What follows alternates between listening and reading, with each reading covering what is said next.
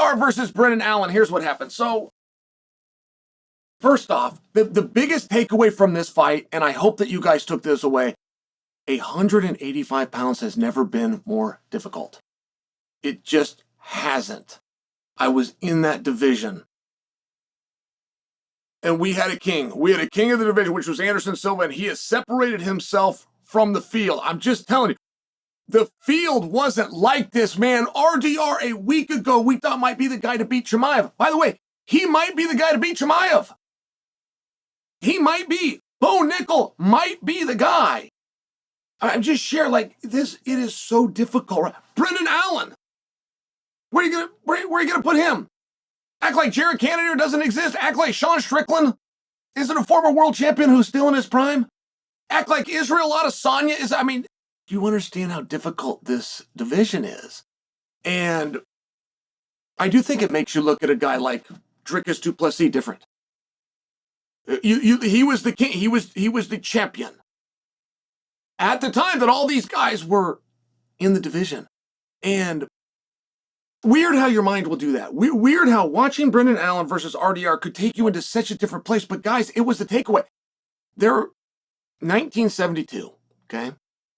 There was an Olympic athlete, came from the world of wrestling, named Dan Gable. Now, Dan Gable in the world of amateur wrestling is royalty. But if you guys don't know the story, it's a very simple one, which is Dan Gable went through the Olympic Games and did not give up a single point. And he went away from the philosophy of wrestling.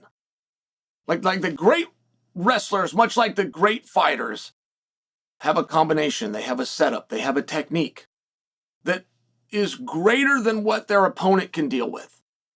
Right? That can be LeBron James and the way he fakes before he rolls back and shoots. It can be anybody.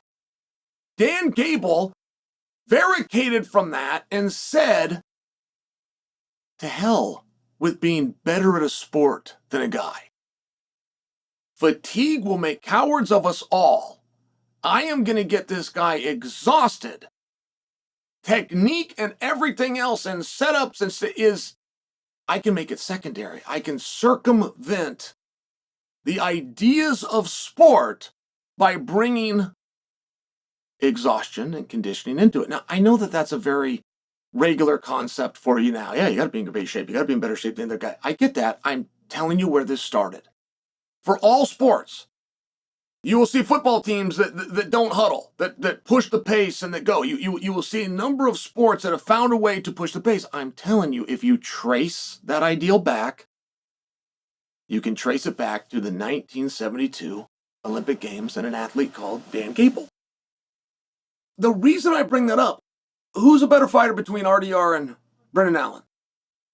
If you could have one person's skill set, if you were to follow the tradition of martial arts, which is that your higher belt and your higher rank comes from mastering certain and more techniques. Your belt and your rank will come from your understanding and your diversity within the sport. Okay, if you understand that, so you got a magic wand. You can have one person's skills, Brendan Allen's or RDR. Even in spite of what you saw and the result of Saturday, are you confident in telling me you would rather have Brendan Allen's? Are you confident in telling me that he is the better, more dynamic, more diverse fighter?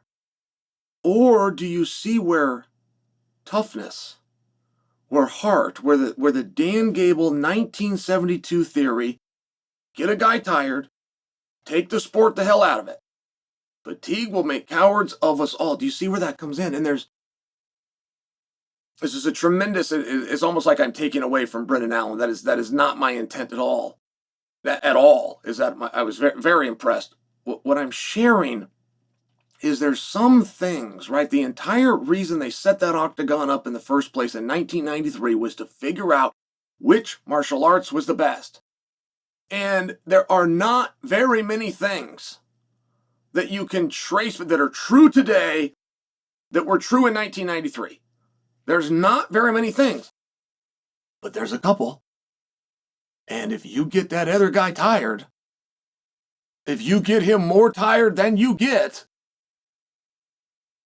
that's one that was true back then, and that's one that's true today. And watching that reminder from Brendan Allen and understanding what he had to go through coming to this fight, it was short notice, at least compared to RDR. RDR knew that he was fighting. He was the one constant in this, and he had different opponents, and he was a man about it, and he stepped up and he did what he was supposed to do. And at least in that theory, Brendan had less time.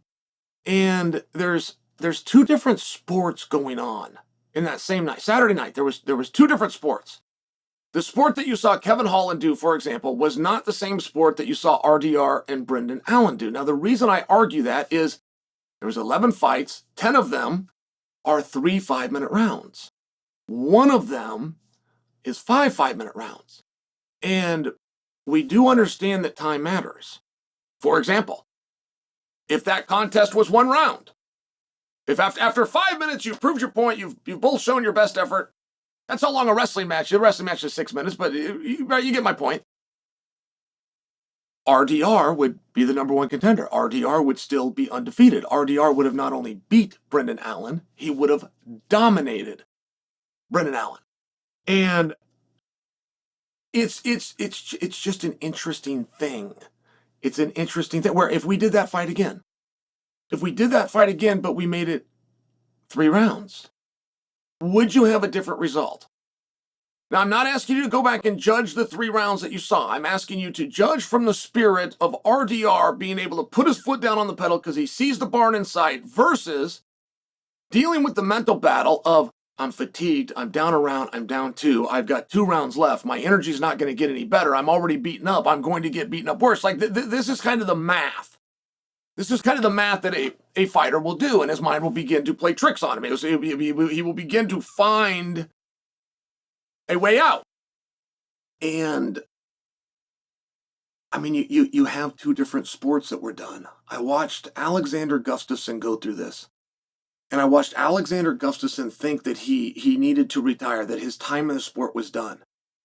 And it was so frustrating for me because Gus never fought in anything that wasn't a main event for years. It was like 4 years where all he did was main events. And you're trying to explain to him, Gus, you don't need to retire. You're doing a different sport. If you took the Lakers right now and you made it 6 quarters, we don't really know where they would rank. If you took the Patriots right now and you added 20 minutes to the clock, you have a different game and you have different results. And I watched Brendan Allen and RDR, and I was having that thought that Brendan Allen has found a way, right? He's getting beat, he's getting frustrated, he's getting taken down, he's getting mounted. Well, that was the first round. He's getting pounded on. But they're going to come along if you can make it 5 minutes. They're going to stop whatever terrible position you're in, and they're going to let you reset. And there used to be an expression in our sport. It was very powerful. It was used to bring people into grappling class. And I remember I went and signed up for grappling class because of this theory, which was 80% of fights go to the ground. All right, great. That makes perfect sense. I've got to learn grappling. 80% of fights go to the ground. And then it was later. And I get that these are just phrases and this is just marketing, but then a new phrase came out. It said, yes, 80% of fights go to the ground, but 100% of fights start standing up. And it changes the way you look at it. And when you do understand in 1993, where it was one position, it was 1 clock, and they were never going to stop it until the fight was over, versus what we do now with commissions, with sanctioning, where you come in and no matter what predicament you're in, if you can just get 5 minutes, they will get you out of that predicament. And now you're allowed a restart. And to watch that evolution of the sport, I found fascinating. To watch Brendan Allen take advantage of that evolution of sport, I found fascinating. And I didn't come away thinking anything less of RDR. I understood that he used his energy. He tried to get a guy out of there. 5 minutes later, they help the guy out. They bring the guy up. And now RDR's got to do it all over again. And we see those constant resets in the sport. When we see the big upsets in the sport, whichever one it is, you go all the way back to Mike Tyson versus Buster Douglas. But when you see these great upsets in the sport, it doesn't generally come from an uppercut or a new leg attack or body lock. It generally comes from one guy reaching exhaustion. And if you tie today's sport back to the beginning in 1993, that's one of the very few constants that has never gone away.